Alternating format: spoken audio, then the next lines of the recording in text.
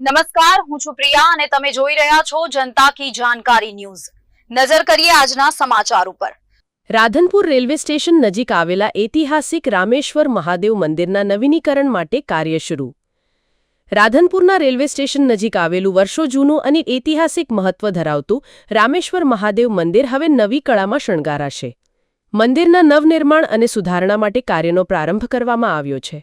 આ મંદિર રાધનપુરના ધર્મપ્રેમી નાગરિકો માટે શ્રદ્ધાનું કેન્દ્ર રહ્યું છે।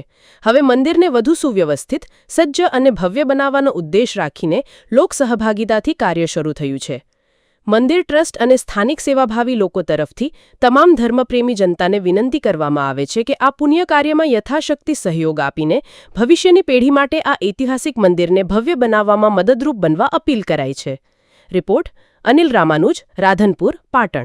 રેલવે સ્ટેશન રાધનપુર રામેશ્વર મહાદેવનું આ મંદિર આવેલું છે।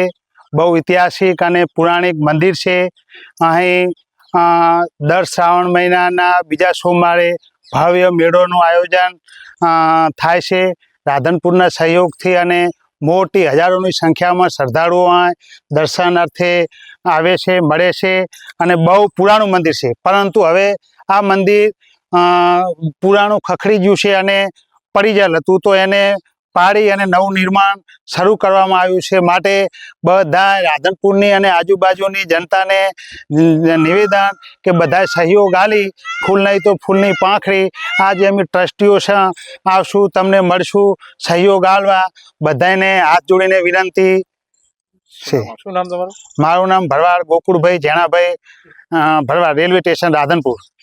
મારું નામ વિરાજી, રેલવે સ્ટેશન રાધનપુર રહીએ છીએ। આ રામેશ્વર મહાદેવ શંકર ભગવાનનું બહુ ભવ્ય અને જૂનું જાણીતું મંદિર છે અને અહીંયા આનું જે અત્યારે નવું નિર્માણ કરવાનું છે, તો એમાં બધા ગામના લોકો સાથ સહયોગ આપશો એ જ અમારી નમ્ર અપીલ છે। શું નામ તમારું? વિરાજી।